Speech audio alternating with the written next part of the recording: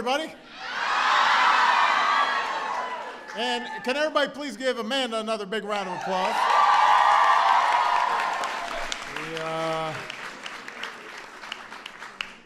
It seems to me she'd be pretty good at sales. I mean, I was sold just listening to her right there. Thank you, Amanda, for sharing your story, the wonderful introduction. It is an honor to welcome all of you here to the White House. Now, let's be clear. I am used to being surrounded every day by talented, accomplished women. From all the meetings I have in the West Wing to the dinner table with Michelle, Malia, and Sasha. But I have to say, even for somebody who's accustomed to it, this is a pretty exceptional group that I'm looking around here. We've got business leaders like Abby Raven, CEO of the A&E Networks. There she is right there. We've got activists like Dolores Huerta and Lily Ledbetter. All-star athletes like Tamika Catchings. And outstanding public servants from Congress and my administration, including Valerie Jarrett, who serves as our chair of the Council for Women and Girls here at the White House. And when I look around this room, it is hard to believe that 100 years ago this month, thousands of women were marching right outside this house, demanding one of our most fundamental rights, the right to vote, to have a say in our democracy. And today, a century later, its rooms are full of accomplished women who have overcome discrimination, shattered glass ceilings, and become outstanding role models for all of our sons and daughters. And that means we've come a long way. And that's thanks to the efforts of so many people like you. Because of the hard work and exemplary leadership of the women in this room, military families have protected family and medical leave. Women have legal recourse to fight against pay discrimination, as Amanda took advantage of. Women have the opportunity to serve on the front lines of our military conflicts, and that means that they're getting paid and promoted equally.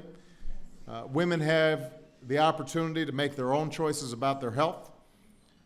We're also seeing expanded opportunity for women to reach their full potential all around the world. That's in large part because 4 years ago, former Secretary of State Hillary Clinton, a tireless advocate for women herself, designated an ambassador at large for global women's issues, whose sole job it is to make sure that women and girls are a central part of every aspect of our foreign policy, that their concerns are considered at the highest level of our diplomatic decision-making. For 4 years, the incredible Mulan Verveer held that role. Where's Mulan? She here? All right, well, she's incredible. Take my word for it. We're so grateful for her service, along with the millions of women around the world that she helped to amplify and help to fight alongside on the causes that are so important. But with Mulan leaving on, we've got some big shoes to fill. So today, I am very pleased to announce that I will be nominating Kathy Russell as our next Ambassador at Large for Global Women's Issues.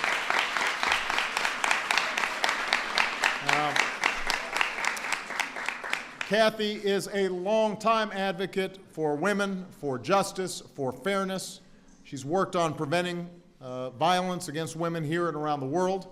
Throughout my first term, she's served as Chief of Staff to Dr. Jill Biden.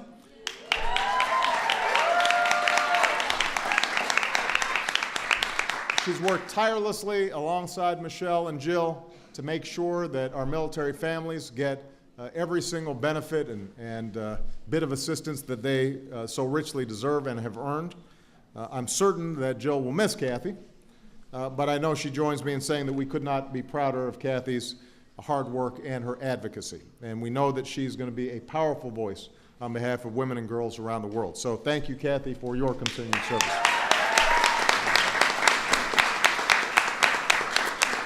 You know, it's women like Kathy, like Jill, like Amanda, like Michelle, like all of you, that inspires so much progress each and every day.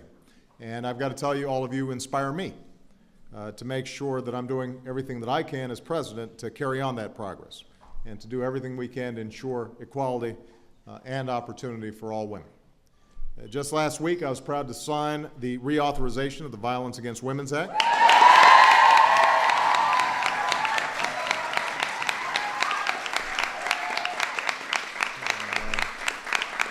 A law, by the way, that Kathy helped to make possible in the first place, securing for women the protections and the services to help them live their lives free from fear of violence and free to pursue their own measure of happiness.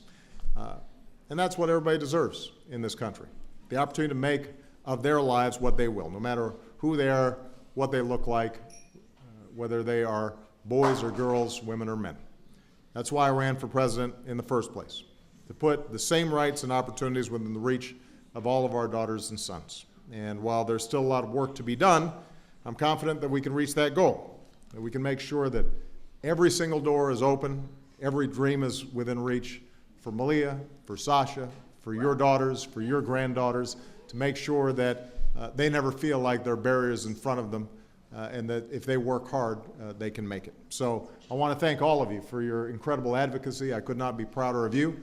I'm glad that you had a chance to join us. I understand that we had some great panels earlier today, and I expect this conversation and, more importantly, the work will continue for many years to come. So thank you very much, everybody. Enjoy the reception.